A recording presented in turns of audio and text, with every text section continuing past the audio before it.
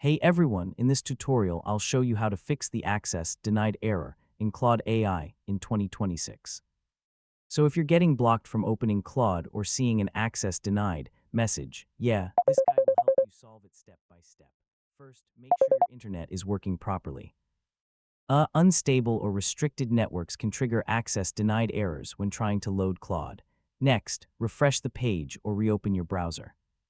So sometimes the error is temporary, and a simple reload fixes it instantly. One of the most effective fixes is clearing your browser cache and cookies. Corrupted session data can cause access restrictions or login blocks. Sometimes VPNs or proxy connections trigger access denied issues. Try turning them off and then reload Claude again. If the issue continues, switch browsers like Google Chrome, Mozilla Firefox, or Microsoft Edge. Browser compatibility issues can sometimes block access. Another reason could be network or regional restrictions. So try switching to a different network like mobile data or another Wi-Fi connection. If nothing works, just wait a few minutes and try again.